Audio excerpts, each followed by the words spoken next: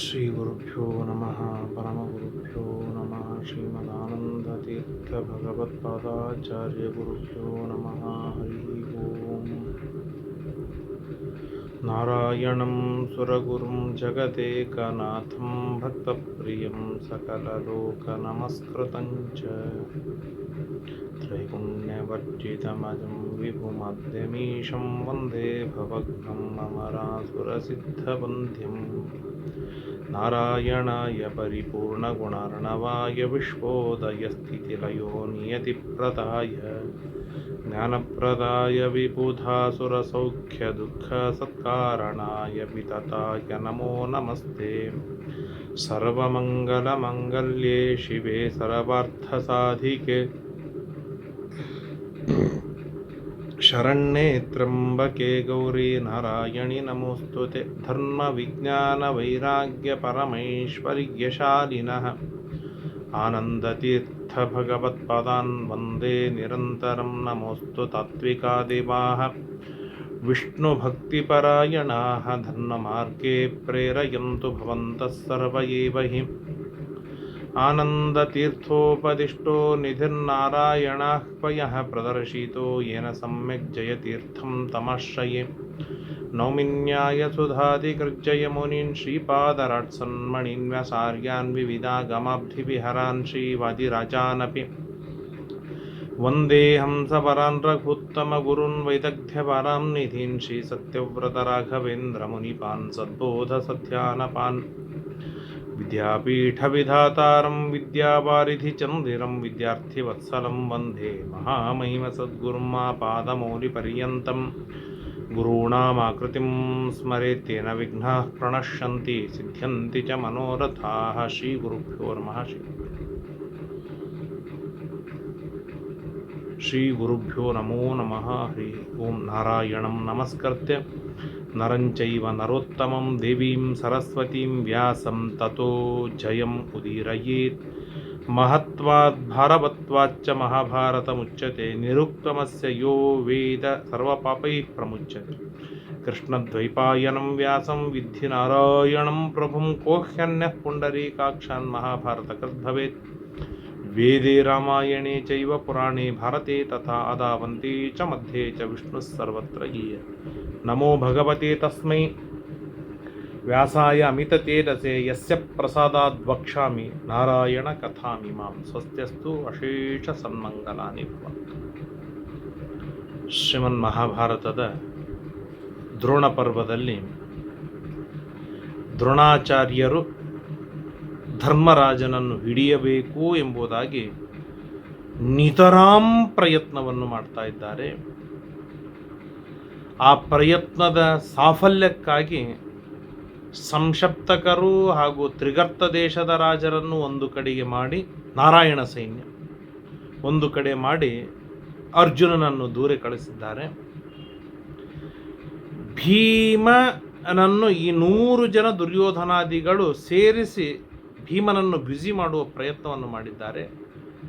ಹಾಗಾದಾಗ ಧರ್ಮರಾಜನನ್ನು ಸುಲಭದೊಳಗೆ ಹಿಡಿಯಬಹುದು ಎಂಬುದಾಗಿ ದ್ರೋಣಾಚಾರ್ಯರ ಒಂದು ಪ್ಲಾನ್. ಭೀಮಸೇನ ದೇವರು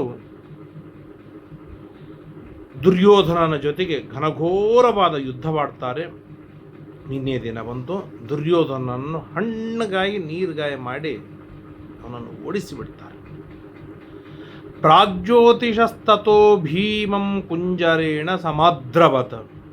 ಆಗ ಪ್ರಾಗ್ಜ್ಯೋತಿಷ ಪಟ್ಟಣಕ್ಕೆ ಒಡೆಯನಾದ ನರಕಾಸುರನ ಮಗನಾದ ವರಾಹದೇವರ ಮೊಮ್ಮಗನಾದ ಭಗದತ್ತ ಸುಪ್ರತೀಕ ಎನ್ನುವಂಥ ದಿಗ್ಗಜ, 4 ದಿಗ್ಗಜಗಳು. ಇಂದ್ರನದು ಐರಾವತವಾದರೆ ವರುಣನದು ಸುಪ್ರತೀಕ, ಪ್ರಚಂಡವಾದ ಆನೆ. ಈ ಸುಪ್ರತೀಕ ಆನೆ ದೇವಾಸುರರ ಸಂಗ್ರಾಮದೊಳಗೆ ದೇವತೆಗಳಿಗೆ ಜಯವನ್ನು ತಂದುಕೊಡುವುದರೊಳಗೆ ಬಹಳ ಕೆಲಸವನ್ನು ಮಾಡಿರುತ್ತೆ. ಅಂಥ ಬಲಾಢ್ಯವಾದ ಆನೆ. ಐರಾವತದ ನಂತರದ ಸ್ಥಾನದಲ್ಲಿ ಬರುವಂತಹ ಒಂದು ಬಲಿಷ್ಠವಾದ ಆನೆ ಇದು ಸುಪ್ರತೀಕ ಆನೆ. ಈ ಸುಪ್ರತೀಕ ಆನೆಯನ್ನು ತೆಗೆದುಕೊಂಡು ವರುಣನ ಆನೆ ಅಲ್ಲ, ಸಾರಿ, ಕುಬೇರನ ಆನೆ. ಈ ಆನೆಯನ್ನು ತೆಗೆದುಕೊಂಡು ಹೋಗುವುದಕ್ಕಾಗಿಯೇ ಸ್ವಯಂ ಇಲ್ಲಿ ಬಂದು ಇದನ್ನು ಏನಂತಾರೆ, ನರಕಾಸುರನ ಮಗನಾಗಿ ಹುಟ್ಟಿ ಬಂದು ಈ ಆನೆಯನ್ನು ತೆಗೆದುಕೊಂಡು ಹೋಗೋದಕ್ಕಾಗಿ ಬಂದಿರ್ತಾನೆ. ಅಂಥ ಬಲಾಢ್ಯವಾಗಿರ್ತಕ್ಕಂಥ ಆನೆ ಇದು, ಸುಪ್ರತೀಕ ಆನೆ. ಆನೆಯ ಮೇಲೆ ಕುಳಿತುಕೊಂಡು ಅತ್ಯಂತ ವೇಗದಿಂದ 100 ಕಿಲೋಮೀಟರ್ ವೇಗದೊಳಗೆ ಹೋಗುವ ಗಾಡಿ ಹೇಗೆ ಹೋಗಬೇಕು ಹಾಗೆ ಸಾವಿರಾರು ಆನೆಗಳ ಬಲವುಳ್ಳಂತಹ ಈ ಸುಪ್ರತೀಕ ಆನೆ ಅಷ್ಟು ವೇಗದಿಂದ ಹೋಗ್ತಾ ಇದೆ. ಏನ ನಾಗೇನ ಮಗವಾನ್ ಅಜಯ ದೈತ್ಯ ದಾನವಾನ್, ದೈತ್ಯರನ್ನು ದಾನವರನ್ನು ಸ್ವಯಂ ಈ ಆನೆ ಮೇಲೆ ಕುಳಿತುಕೊಂಡೇನೆ ಇಂದ್ರ ಗೆದ್ದಿರ್ತಾನೆ. ಅಂತಹ ಆನೆ. ಸ ನಾಗಪ್ರವರೋ ಭೀಮಂ ಸಹಸಾ ಸಮುಪಾದ್ರವತ, ಆ ನಾಗ ಆನೆ ಭೀಮನ ಎದುರಿಗೆ ಬಂದಿದೆ. ಶ್ರವಣಾಭ್ಯಾಂ ಅತೋದ್ವಾಭ್ಯಾಂ ಸಂಹತೇನ ಕರೇಣ ಚ ವ್ಯಾವೃತ್ತ ನಯನ ಕ್ರುದ್ಧ ಪ್ರಮಥನ್ನಿವ ಪಾಂಡವಂ. ಶ್ರವಣಾಭ್ಯಾಂ, 2 ಕಿವೆಗಳನ್ನು ಜೋರಾಗಿ ಬೀಸ್ತಾ ಇದೆ. ದ್ವಾಭ್ಯಾಂ ಸಂಹತೇನ ಕರೇಣ ಚ, 2 ಕೈಗಳು ಅರ್ಥಾತ್ ಮುಂದಿನ 2 ಕಾಲುಗಳಿಂದ ಜೋರಾಗಿ ಕಂಡದ್ದನ್ನ ತುಳಿದು ಮುಂದೆ ಹೋಗ್ತಾ ಇದೆ. ವ್ಯಾವೃತ್ತ ನಯನ, ಕೆಂಪ ಕಣ್ಣು ಮಾಡಿದೆ. ಎದುರಿಗೆ ಸಿಕ್ಕವರನ್ನು ಸೊಂಡಿಲಿನೊಳಗೆ ಹಾಕಿ ತುಳಿದು ಚಟ್ನಿ ಮಾಡಿ ಮುಂದೆ ಹೋಗ್ತಾ ಇದೆ. ಪ್ರಮಥನ್ನಿವ ಪಾಂಡವಂ ವೃಕೋದರ ರಥಂ ಸಾಶ್ವಂ ಅವಿಶೇಷಂ ಅಚೂರ್ಣಯನ್. ವೇಗದಿಂದ ಬಂದದ್ದೇ ಬಂದು ಭೀಮಸೇನ ದೇವರ ರಥವನ್ನು ಪುಡಿ ಮಾಡಿ ಹಾಕಿಬಿಟ್ಟು, ಭೀಮಸೇನ ದೇವರಿಗೆ ಏನಾಗಿಲ್ಲ, ಆದರೆ ಭೀಮಸೇನ ದೇವರ ರಥವನ್ನು ಮಾತ್ರ ಪುಡಿ ಮಾಡಿಬಿಟ್ಟು. ಪದ್ಭ್ಯಾಂ ಭೀಮೋಪ್ಯಥೋ ಧಾವನ್, ಆಗ ಭೀಮಸೇನ ದೇವರು ರಥದಿಂದ ಕೆಳಗೆ ಜಿಗದವರೇನೆ ಆನೆಯ ಬುಡಕ್ಕೆ ಹೋಗಿಬಿಡ್ತಾರೆ. ಗಾತ್ರೇ ಶ್ವಲೀಲಯತ, ಆನೆಯ ಬುಡಕ್ಕೆ ಹೋಗಿ ಆನೆ ಹಿಂದೆ ಹೋಗ್ತಾರೆ, ಬಾಲ ಎಳಿತಾರೆ. ಆನೆಯ ಜೊತೆ, ಆ ಸುಪ್ರತೀಕ ಆನೆಯ ಜೊತೆಗೆ ಆಟವಾಡುವುದಕ್ಕೆ ಸರಿಸಮಾನವಾದ ಆನೆಯೇ ಇರಬೇಕಲ್ಲ, ಹಾಗೆ ಈ ಸುಪ್ರತೀಕ ಆನೆ, ಮದೋನ್ಮತ್ತವಾದ ಸುಪ್ರತೀಕ ಆನೆಯನ್ನು ಚೆನ್ನಾಗಿ ಮರ್ದನ ಮಾಡೋದಕ್ಕೆ ಬಲಾಢ್ಯವಾದ ಆನೆ ಬೇಕು. ಮೈಸೂರು ದಸರಾದೊಳಗೆ ನೋಡುತ್ತೇವೆ, ಆ ಜಂಬೂರಿ ಏನು ಸವಾರಿ ಇದೆ, ಆ ಸವಾರಿ ಹೊತ್ತ ಆನೆಯನ್ನು ಮೇಂಟೈನ್ ಮಾಡುವುದಕ್ಕಾಗಿ 2 ಪಕ್ಕದೊಳಗೆ ಅಷ್ಟೇ ಬಲಾಢ್ಯವಾದ ಆನೆಗಳನ್ನು ಇಟ್ಟಿರ್ತಾರೆ ಅಂತೆ. ಹಾಗೆ ಈ ಮದೋನ್ಮತ್ತವಾದ ಸುಪ್ರತೀಕ ಎಂಬ ಆನೆಯನ್ನು ಮೆತ್ತಗೆ ಮಾಡುವುದಕ್ಕಾಗಿ ಭೀಮಸೇನ ದೇವರೇ ಆಟವಾಡಿಸ್ತಾರೆ ಚೆನ್ನಾಗಿ.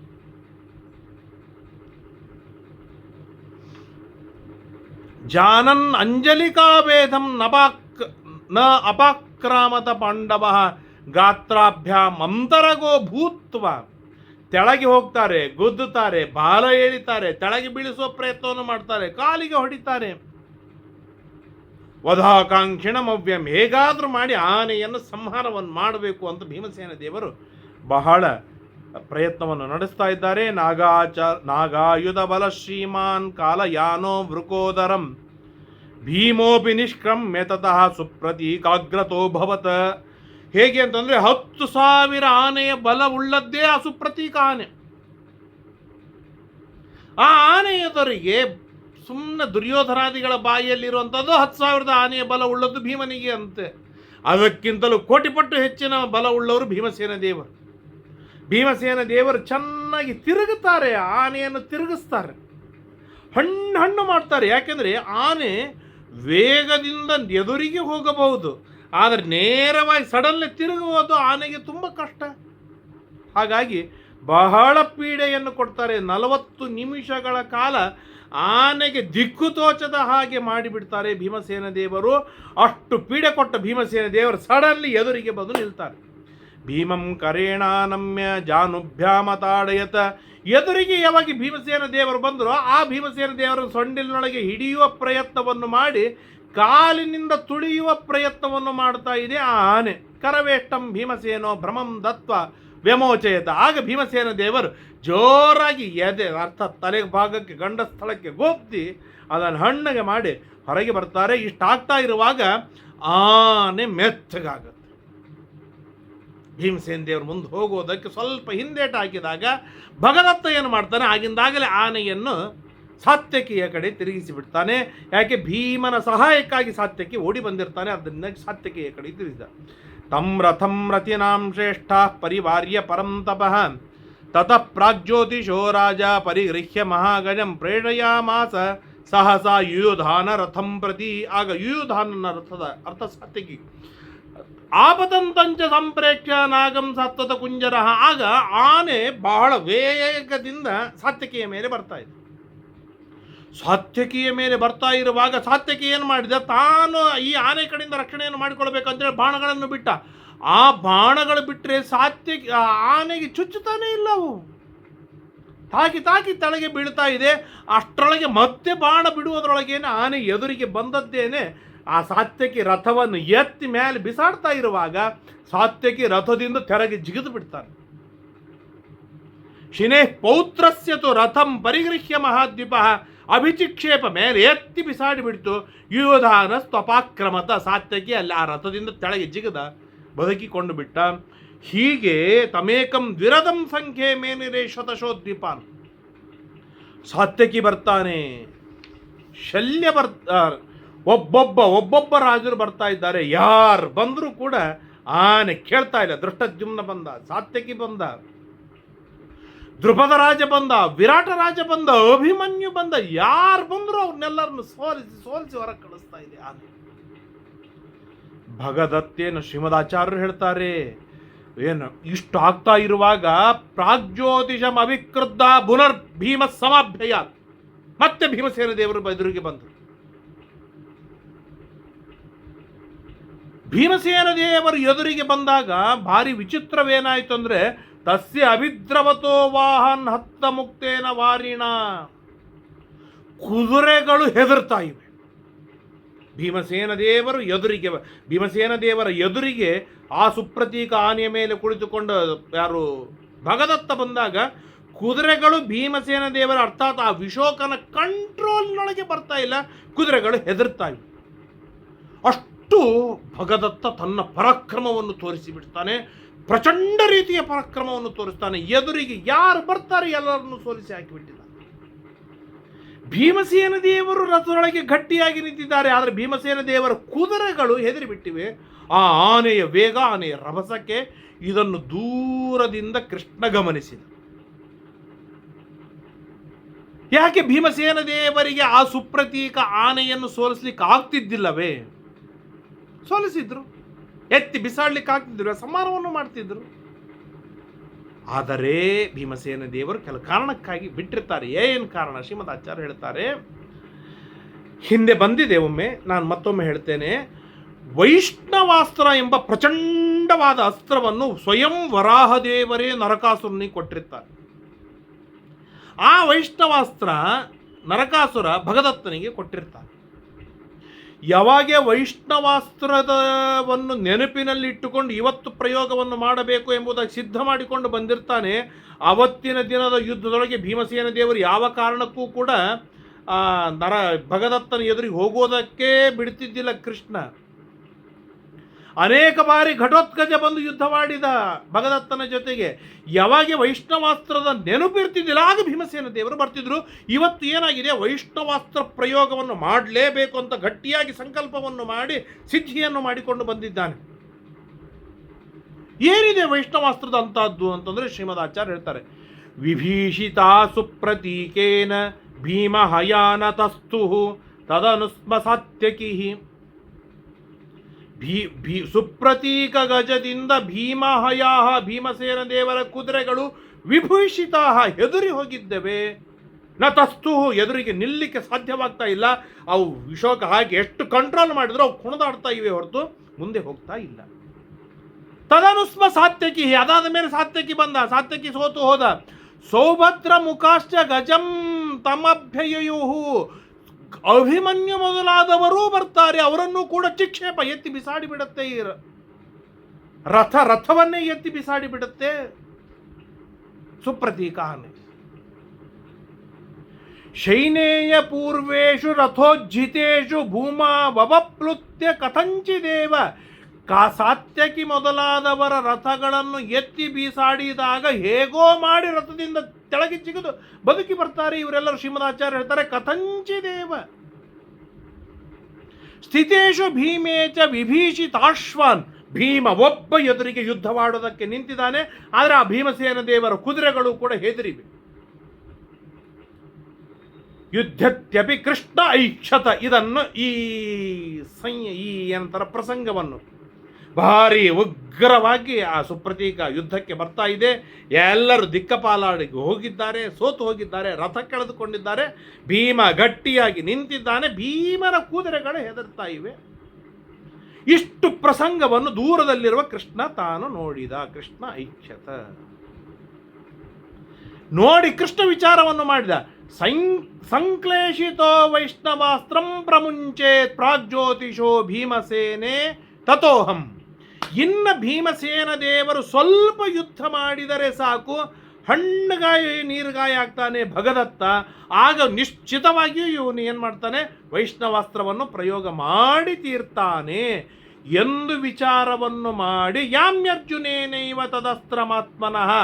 ಅಲ್ಲಿ ನಾನು ಹೋಗಬೇಕು. ಯಾಕೆ? ಆತ್ಮನಃ ಅಸ್ತ್ರಂ. ಈ ನನ್ನ ಅಸ್ತ್ರವನ್ನು ನಾನೇ ಸ್ವೀಕಾರವನ್ನು ಮಾಡಬೇಕು. ಇದು ಬೇರೆಯವರು ಯಾರಿಂದಲೂ ಸ್ವೀಕಾರ ಮಾಡಲಿಕ್ಕೆ ಸಾಧ್ಯವಿಲ್ಲ. ವರಾದ್. ಯಾಕೆ? ನನ್ನ ವರವಿದೆ, ಯಾರೂ ಧಾರಣ ಮಾಡಲಿಕ್ಕೆ ಸಾಧ್ಯವಿಲ್ಲ.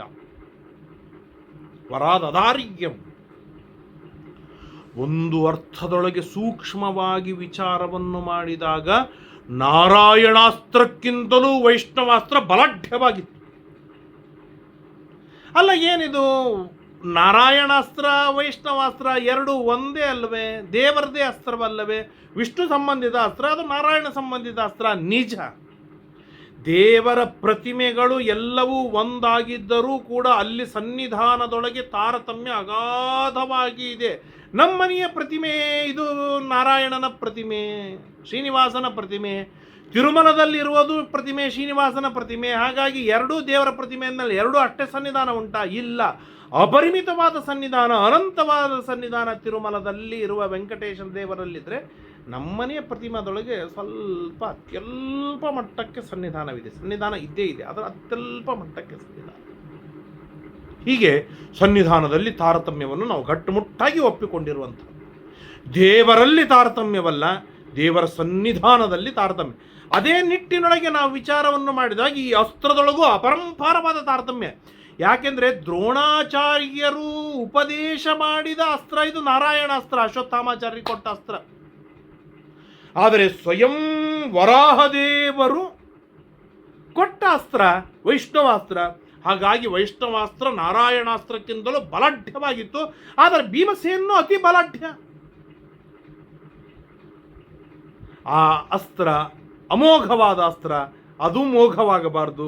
ಭೀಮನ ಶಕ್ತಿ ಅಮೋಘವಾದ್ದು, ಭೀಮನ ಶಕ್ತಿಯೂ ಮೋಘವಾಗಬಾರದು ಎನ್ನುವ ಕಾರಣಕ್ಕಾಗಿ ಕೃಷ್ಣ ವಿಚಾರವನ್ನು ಮಾಡಿದ. ಅರ್ಜುನನಿಗೆ ಹೇಳ್ತಾನೆ, ಅರ್ಜುನ ಬೇಗ ನಡಿ, ಅಲ್ಲಿ ಹೋಗಬೇಕು, ಅಲ್ಲಿ ಹೋಗಬೇಕು, ಭೀಮನ ಹತ್ರ ಹೋಗಬೇಕು ಅಂತ ಕೃಷ್ಣ ಇಷ್ಟು ಹೇಳಿದಾಗ, ಭಗದತ್ತೇ ವಿಕುರ್ವಾಣೆ ಕೌಂತೇಯ ಕೃಷ್ಣಮಬ್ರವೀತ್. ಕೃಷ್ಣ ಅರ್ಜುನನಿಗೆ ಇಷ್ಟು ಹೇಳಿದಾಗ ಅರ್ಜುನ ತಿರುಗಿ ಮಾತನಾಡ್ತಾನೆ. ಯಥಾ ಪ್ರಾಗ್ಜ್ಯೋತಿಷೋ ರಾಜ ಗಜೇನ ಮಧುಸೂದನ. ಕೃಷ್ಣ ಪ್ರಾಗ್ಜ್ಯೋತಿಷಾಧಿಪತಿಯಾಗಿರ್ತಕ್ಕಂಥ ಈ ಭಗದತ್ತ ಇಷ್ಟು ಪ್ರಚಂಡವಾದ ಪರಾಕ್ರಮವನ್ನು ತೋರಿಸ್ತಾ ಇರುವಾಗ ನಾವು ಅಲ್ಲಿ ಹೋಗಬೇಕು ಅನ್ನೋದು ಎಷ್ಟು ಸತ್ಯವೋ ಅಷ್ಟೇ ಸತ್ಯವಿದೆ ಇಲ್ಲಿ ಸಂಶಪ್ತಕರ ಜೊತೆಗೆ ಯುದ್ಧ ಮಾಡೋದು. ಯಾಕೆ? ಅವರು ನನಗೆ ಚಾಲೆಂಜ್ ಮಾಡಿ ನನಗೆ ಕರೆದಿದ್ದಾರೆ ಯುದ್ಧಕ್ಕೆ.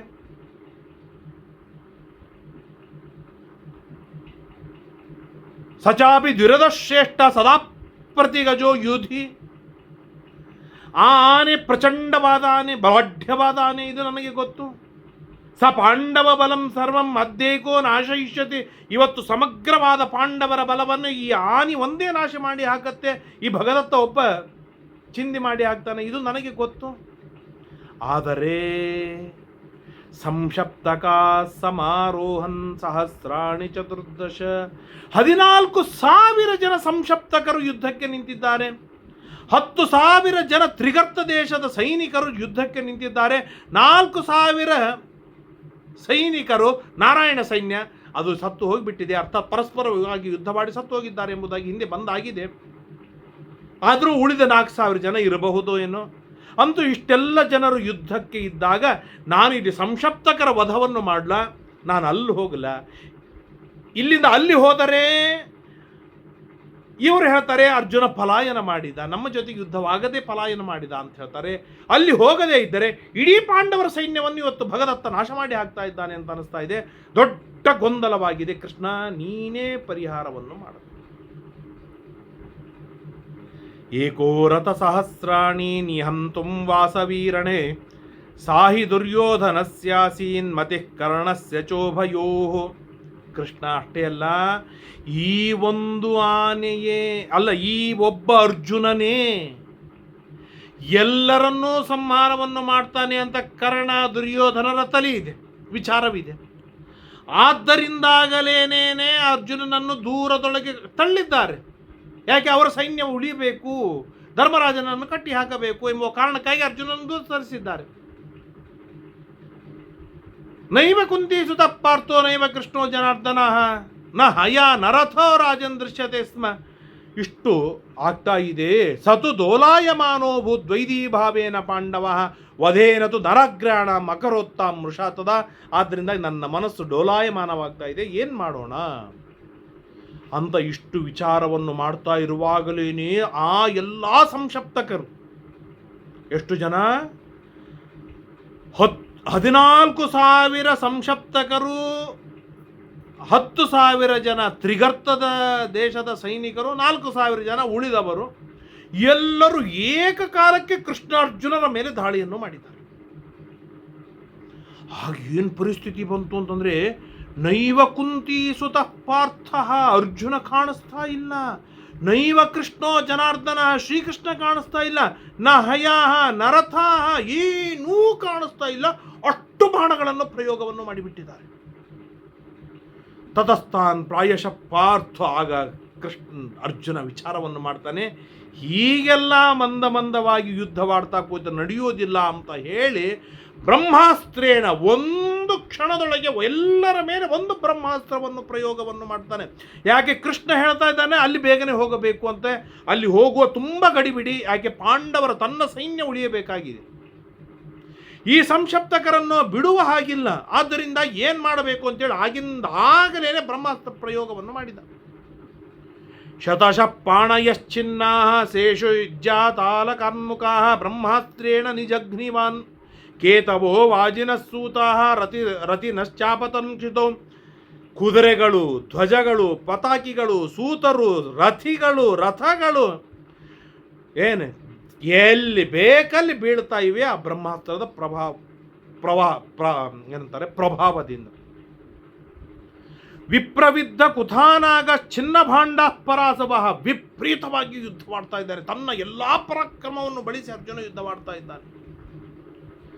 ಬಾಲಾದ ಆದಿತ್ಯಾಂಬುಜೇಂದೂನಾಂ ತುಲ್ಯ ರೂಪಾಣಿ ಮಾರಿಷ ಸಂಚಿನ್ನಾನ್ ಅರ್ಜುನ ಶಿರೈ ಶಿರಾಂ ಶೂರ್ವೀನ್ ಪ್ರಪೇತಿದೆ. ಒಬ್ಬೊಬ್ಬರ ತಲೆ ಕೆಳಗೆ ಕತ್ತರಿಸಿ ಭೂಮಿ ಮೇಲೆ ಬೀಳ್ತಾ ಇದೆ. ಜಜ್ವಾಲಂಕೃತ ಸೇನಾ ಪತ್ರವಿಪಾಗಿ ಏನ್ ಶೋಭಯಂತಂ ತದಾ ಸೇನಾ ದ್ವಿರದಂ ನಲಿನೀಮಿವ.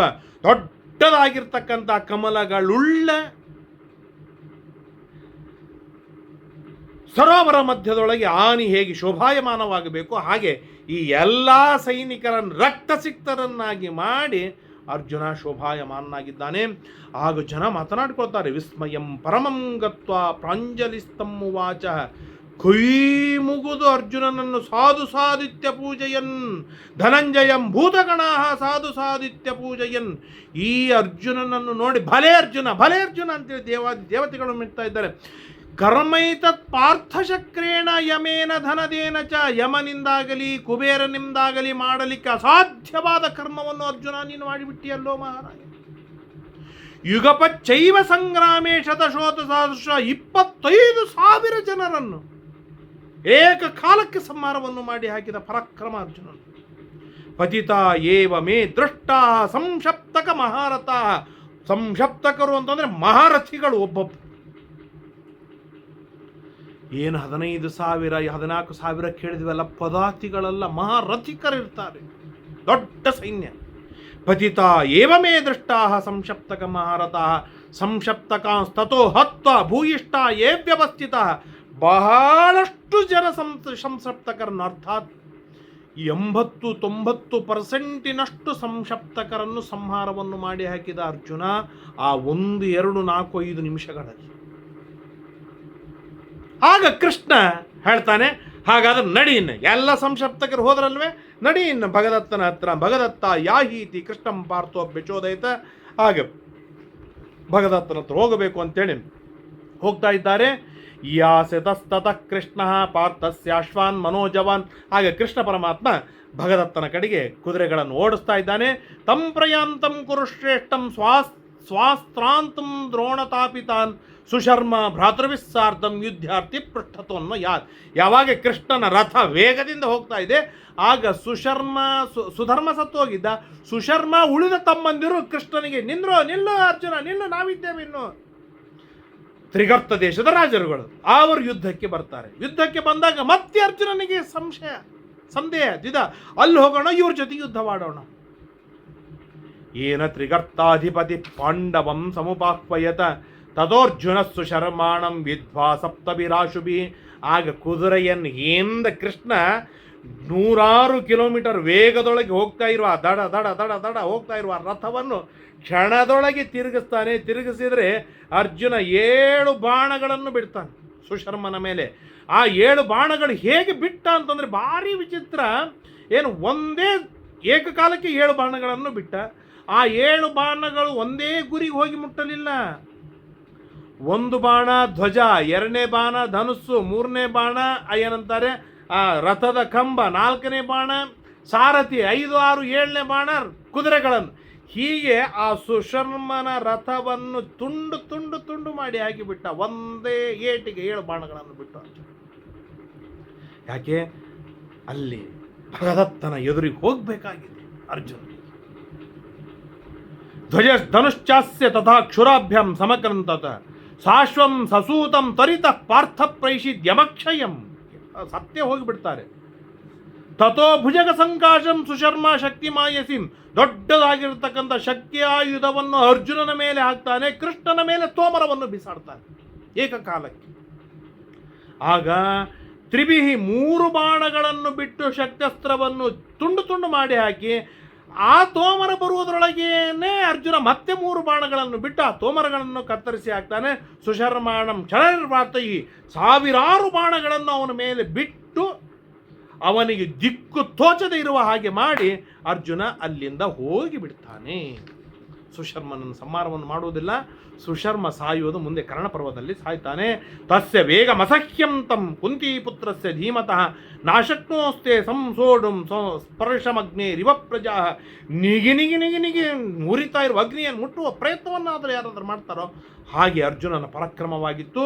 ಯತ್ತದಾನಮಾಯ ಜಿಷ್ಣುರ್ಭಾರತಾನಾಂ ಅಪಜಾಯಿನಂ ಕೃತೆ ಕ್ಷತ್ರ ವಿನಾಶಾಯ ಧನುರಾಯಚ್ಛದನುರ್ಜನ. ಸಮಗ್ರವಾದ ಕ್ಷತ್ರಿಯರ ನಾಶ ಮಾಡುವುದಕ್ಕಾಗಿ ಆ ಧನುಸ್ಸನ್ನು ಗಟ್ಟಿಯಾಗಿ ಎಳೆದು ಓಡ್ತಾ ಇದ್ದಾನೆ. ತಥೋ 10,000 ನ್ಯವರ್ತಂ ಧನುಷ್ಮತ ಮತಿಂ ಕೃತ್ವೇ ರಣೇ ಕ್ರೂರಾಂ ವೀರಾಜಯ ಪರಾಜಯೇ. 10,000 ಜನ ಮತ್ತೆ ಯುದ್ಧಕ್ಕೆ ಬರ್ತಾರೆ. ಆ 10,000 ಜನರನ್ನು ಕೂಡ ಏನಂತಾರೆ ಜೊತೆಗೆ ಯುದ್ಧ ಮಾಡಿ ಮುಂದೆ ಹೋಗ್ತಾ ಇರುವಾಗ ತಸ್ಮಿನ್ ಪ್ರಮಥಿತೆ ಸೈನ್ಯೇ ಭಗದತ್ತೋ ನರಾಧಿಪಃ ತೇನ ನಾಗೇನ ಸಹಸ ಧನಂಜಯ ಮುಪಾದ್ರವತ. ಆ ಕ್ಷಣದೊಳಗೆ ಭಗದತ್ತ ಏನು ಮಾಡಿದ ಅಂದರೆ, ಇಲ್ಲಿಯವರೆಗೆ ನಕುಲ, ಸಹದೇವ, ಸಾತ್ಯಕಿ, ಭೀಮ, ಅಭಿಮನ್ಯುವಿನ ಅಣ್ಣ ತಮ್ಮಂದಿರು ಎಲ್ಲರ ಜೊತೆಗೆ ಯುದ್ಧವಾಡಿದ್ದ, ಎಲ್ಲರನ್ನೂ ಸೋಲಿಸಿದ್ದ. ಅರ್ಜುನ ಕೈ ಸಿಕ್ಕಿದ್ದಿಲ್ಲ, ಭೀಮನ ಮುಂದೆ ಹಣ್ಣಾಗಿದ್ದ. ಅರ್ಜುನ ಕಂಡು ಕೂಡಲೇ ಅರ್ಜುನನ ಕಡೆಗೆ ಆನೆಯನ್ನು ತಿರುಗಿಸಿದ. ಅರ್ಜುನ ಹೇಳ್ತಾನೆ, ನಡಿ ಕೃಷ್ಣ, ಇವತ್ತು ಭಗದತ್ತನ ನೋಡೇ ಬಿಡೋಣ ಅಂತ ಹೇಳಿ ಭಗದತ್ತನ ಹತ್ರ ಹೋಗ್ತಾ ಇದ್ದಾರೆ. ಮುಂದೆ ಭಗದತ್ತ ಮತ್ತು ಅರ್ಜುನರ ಘನಘೋರವಾದ ಯುದ್ಧವಾಗುತ್ತೆ. ನಾಳೆ ದಿನ ಕೇಳುವ ತಿಳಿಯುವ ಪ್ರಯತ್ನವನ್ನು ಮಾಡೋಣ. ಹರಯೇ ನಮಃ. ಶ್ರೀಕೃಷ್ಣಾರ್ಪಣಮಸ್ತು. ಯಸ್ ಸರ್ವಗುಣ ಸಂಪೂರ್ಣ ಸರ್ವದೋಷ ವಿವರ್ಜಿತ ಪ್ರಿಯತಾಂ ಪ್ರೀತ ಏವಾಲಂ ವಿಷ್ಣುರ್ಮೇ ಪರಮಸ್ಸರತ ಅನೇನ ಭಾವಿ ಯತ್ಪುಣ್ಯಂ ತದಾಪ್ನೋತು ಗುರುನ್ನಮ. ಶ್ರೀಕೃಷ್ಣಾರ್ಪಣಮಸ್ತು.